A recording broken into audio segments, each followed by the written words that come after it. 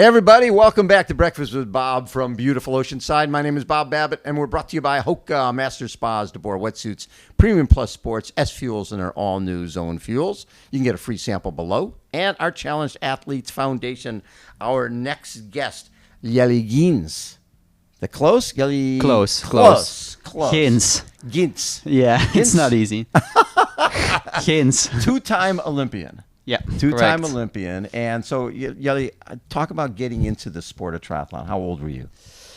I was 16, actually. I did athletics before. Really? Yeah, I was quite late. My dad used to do it. I don't remember it, though. I was still very young when he stopped doing triathlon, but I was doing athletics, and I kind of was a bit over it, just one sport, and I remember still we were on holidays in Spain, and I was like, I'm gonna do triathlon. So I didn't swim before. I started swimming in the pool of like the resort we were in, and still finished that season in athletics. And then that winter went to like a swim club and started learning to swim a bit more. Yes. And it evolved from there. Yeah. So when athletics, were you running the track? What was your track and distance? cross country. Oh, cross country. I did everything when I was young. Like I would even do high jump, like shot put, everything. But then when I got a bit older, it was more like the longer distance, like 10K, 15, 5K. Well, not I was that long. too young still. We didn't have those events, so the longest I did on track was 3K, and then the cross country was a bit longer. Okay. And so then getting into triathlon itself, you did some swimming. So then when did you get into triathlon officially? Well, the year after it was, I was 16, I think, 17 maybe. The first year I did triathlon, I would do just some local Belgian races. We had like this circuit for like my age, like with the age group, and well, I was quite a bad swimmer, so I would come behind and then try to catch a bit of people on the bike and the run. Yes. But the first year I still only did like 3-4 races, maybe still did some athletics, and it evolved a bit from there. And I think when I was like 2011, so I was 18, was what my first where I did some international races as a junior, and it all like started there, I would say, with being a bit more like professional and competitive. Right. So at that point, if you're thinking Olympics, you're thinking Rio in 2016. Yeah, I was. Well, the year after was the London Olympics, but I wasn't good enough. I was too young. I wasn't good enough. But I still remember I trained with a guy who went to the London Olympics, Simon de Kuiper. But then, indeed, from that year on, like 2014, 15, I started gathering points, which you need to get to the Olympics, and still like the Rio Olympics, like I had to really chase points and like. Up until, because the ranking ends like a couple months before the Olympics, and I had to like race and travel around the world to get some points. But I made those Olympics. Yes, then. you got 38th?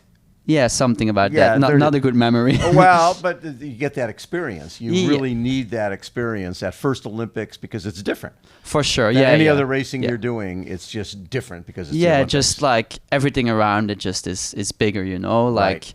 And also just everything takes longer. That's something about Rio I really remember still. Like I basically had no free time just because everything took so long. Like we would do the course preview, which was a half-an-hour drive from the Olympic Village, and we needed to do security checks before, and so everything just took a lot of time. And everything was so spread out there. In Rio, right? The opening ceremonies were an hour from the other facilities, the swimming pool, and everything else. I didn't do the opening. I did the closing ceremony, actually, not the opening, but just the triathlon already was like I think more than 30 minutes drive with the bus. So it was quite spread out indeed.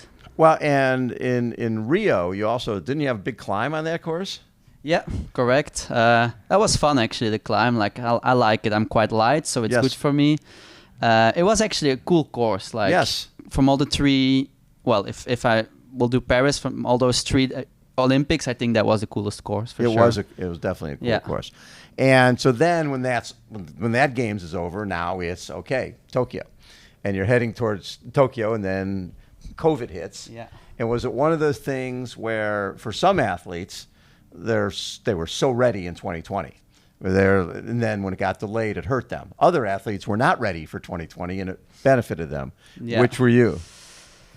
Or was it okay either way? I think it was okay either way. I had quite a good season 2020 still when we were able to race after COVID.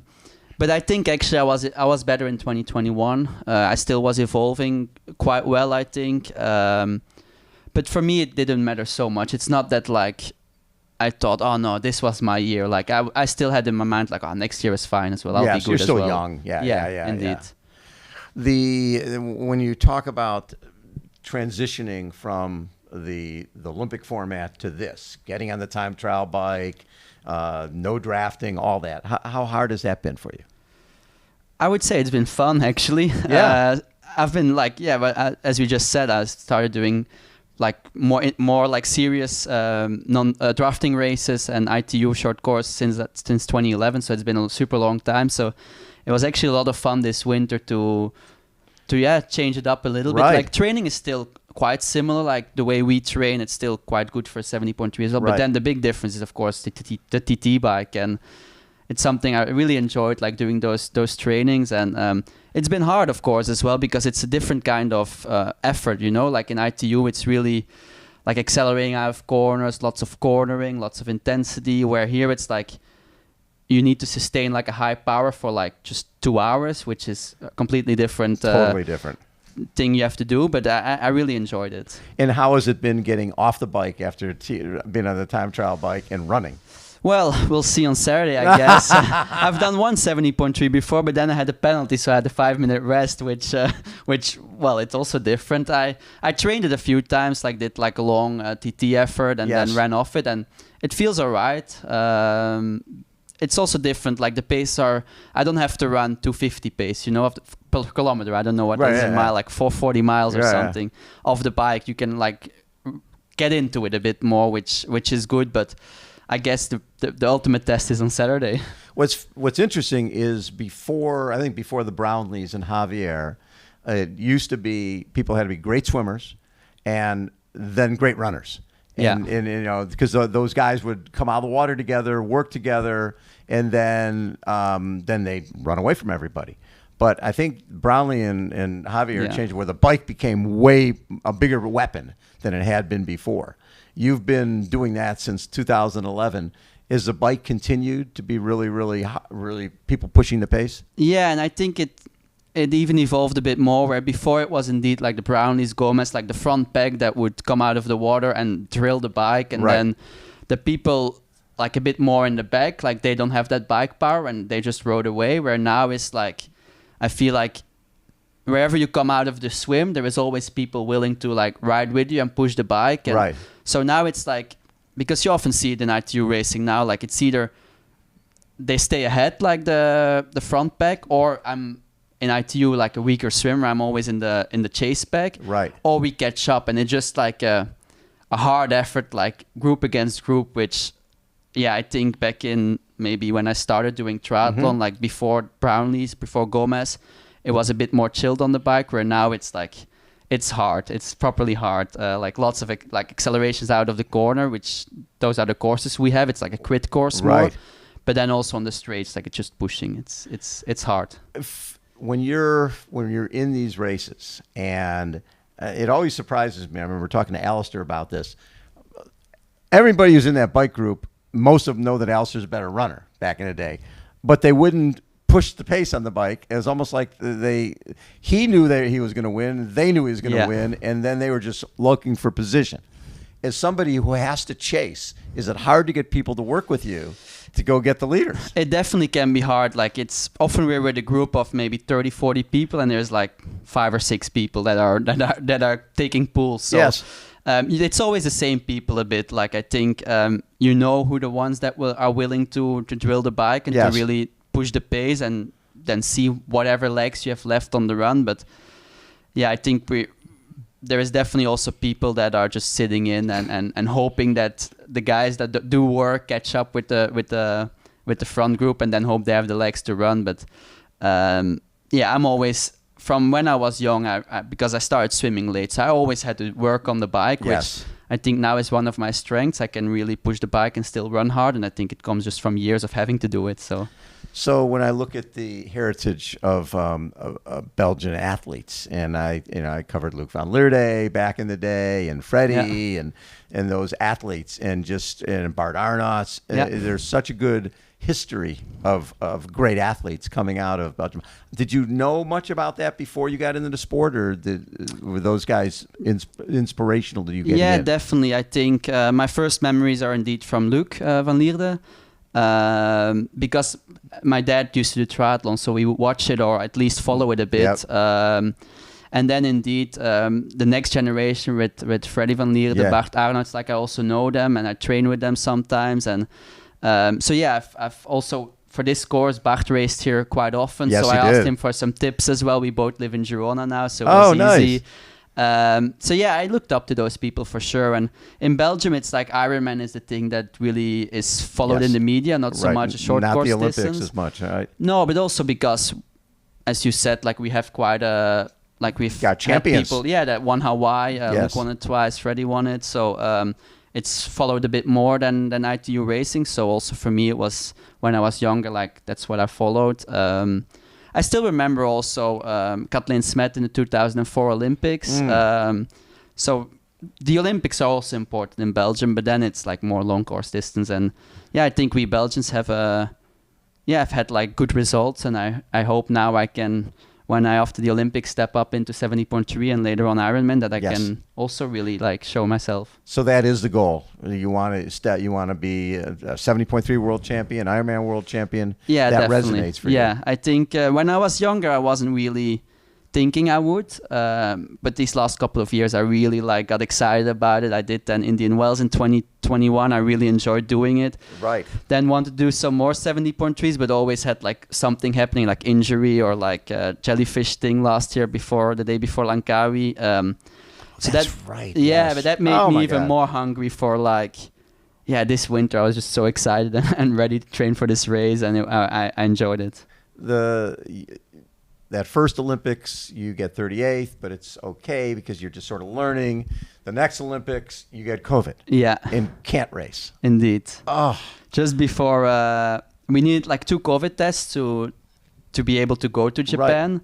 Right. And that first one that I wanted to go, I tested positive, and then of course the second one as well. And then like the Belgian Olympic Committee was like, test every day. Like you might get quickly, like they didn't maybe know that much back then, but I was like vaccinated and stuff. And they said like, maybe you'll test negative quite soon. So I still had a bit of hope, but it was quite a hard period. And I tested negative just in time to go for the relay.